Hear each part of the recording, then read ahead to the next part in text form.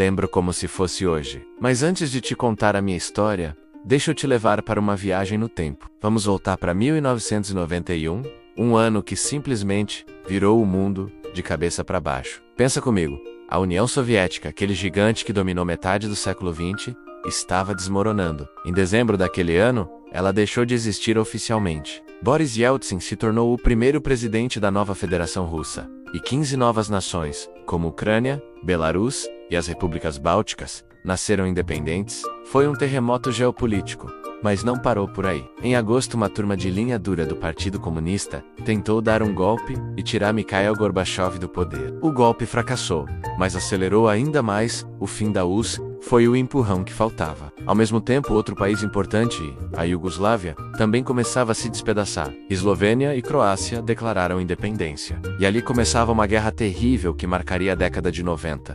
No meio de tanta tensão, um respiro de esperança. Os Estados Unidos e a União Soviética, em um de seus últimos atos juntos, assinaram o Tratado START-1, um acordo histórico para reduzir seus arsenais nucleares. E a Guerra do Golfo, que começou em 1990, chegou ao fim em janeiro de 91. A Operação Tempestade no Deserto começou com tudo, uma coalizão liderada pelos Estados Unidos da América para expulsar as forças iraquianas do Kuwait. Em pouco mais de um mês, a guerra acabou. Enquanto o mapa do mundo era redesenhado, outra revolução, mais silenciosa, estava acontecendo. Um jovem finlandês chamado Linus Torvalds lançou a primeira versão de um negócio chamado Linux. Mal sabia ele que estava criando a base para boa parte da internet que a gente usa hoje. E por falar em internet, o World Wide Web, que tinha sido aberta ao público no ano anterior, começava a se expandir. O mundo estava se conectando de um jeito novo. Na cultura, o clima também era de mudança. El Salvador. As negociações de paz avançavam para acabar com uma guerra civil de 12 anos. O mundo começava a se preocupar mais com o planeta, com os preparativos para a Eco 92, que aconteceria aqui no Rio de Janeiro, e no cinema. Que ano? A gente pirava com o Exterminador do Futuro 2, com aquele T-1000 de metal líquido que era inacreditável para a época. Era nesse mundo frenético, cheio de mudanças, que a minha própria história estava prestes a dar uma guinada. E é aqui que eu volto para minha vida. Naquela época, eu trabalhava no Rio Palace Hotel em Copacabana. Um dia, peguei o ônibus para ir trabalhar e, por acaso, encontrei um antigo colega de trabalho da Mesbla, o Márcio. A gente começou a botar o papo em dia e, do nada, ele me solta essa. Fui chamado para uma vaga no Sheraton, para ser caixa da recepção, numa função de runner. Eu nunca tinha ouvido falar dessa profissão. Corredor, fiquei mega curioso. O que raios um runner fazia? Ele me explicou, mas disse que não ia aceitar a vaga. Um dos motivos era a distância. O Sheraton fica na Avenida Niemeyer, lá no Leblon, e naquela época, depois das 9 da noite, pegar ônibus para lá era uma aventura. Às vezes passava à meia-noite. Se você tivesse sorte, na hora, uma luz acendeu na minha cabeça. Sem pensar duas vezes, eu perguntei: Márcio, será que eu posso me candidatar para essa vaga? Ele foi super gente boa. Disse claro que o sim. E me passou o número de telefone da responsável pelo recrutamento. Lembre-se, isso foi em 1991. Não existia celular. Era tudo no telefone fixo. Cheguei no trabalho no Rio Palace com aquele número anotado. O coração a mil.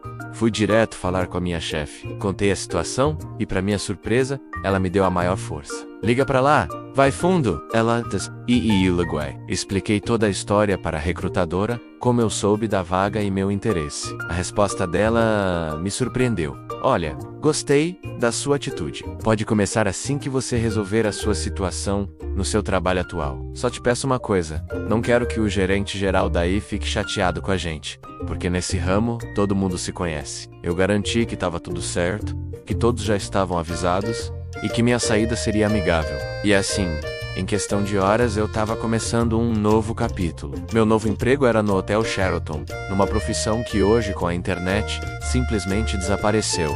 Runner. E o que um runner fazia? Literalmente, corria. O Sheraton era um complexo enorme. Tinha 7 restaurantes, contando o bar do lobby, o serviço de quarto, uma pizzaria, uma churrascaria, um restaurante japonês e mais outros 2. O sistema era o seguinte: os hóspedes comiam nesses lugares e podiam pagar na hora ou assinar uma comanda, para acertar tudo na saída, no check-out.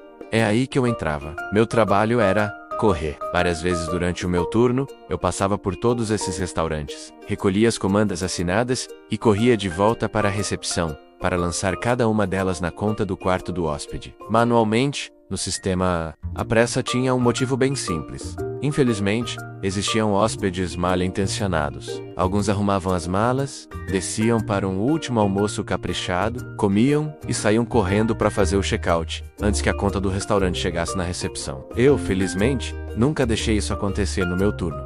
Houve tentativas, claro, mas os garçons eram meus parceiros. Quando eles percebiam que um hóspede estava agindo de forma suspeita, olhando no relógio, com cara de quem ia sair rápido, eles me ligavam. Na mesma hora, eu largava tudo e corria para buscar a comanda. Quantas vezes eu cheguei no balcão da recepção, no exato momento em que o caixa perguntava pro hóspede: "Senhor, teve mais algum consumo?" O hóspede dizia não, nenhum, e eu, ofegante, entregava a nota pro caixa. A cara de surpresa deles não tinha preço. Esse era o meu serviço. Hoje em dia, é claro, isso não existe mais. O garçom lança o pedido num tablet e, em um segundo, o débito aparece na conta do quarto. A tecnologia tornou minha antiga profissão obsoleta, mas foi um período incrível. Em outro episódio vou falar mais sobre as profissões que vão desaparecer. Quando o movimento estava tranquilo, eu aproveitava para aprender o trabalho do caixa da recepção.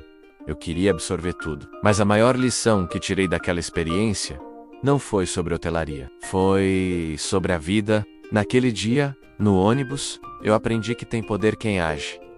Assim que meu amigo me falou da vaga, eu não hesitei. Pedi permissão, peguei o telefone, liguei para a recrutadora e avisei meus chefes. Tudo em um único dia. Se eu tivesse esperado, pensado demais, a oportunidade teria passado. Aquela atitude mudou o rumo da minha carreira. Essa história me ensinou a não ter medo de correr, literalmente e figurativamente, atrás do que eu quero. E você, já parou para pensar nas oportunidades que podem estar passando por você agora mesmo? Às vezes tudo que a gente precisa é de um pouco de coragem para dar o primeiro passo. Espero que você tenha gostado dessa viagem no tempo. Qual será meu próximo contrato? Se curtiu, não se esqueça de deixar o seu like, ativar as notificações para não perder o próximo episódio e compartilhar essa história com seus amigos. Obrigado por me acompanhar e até a próxima.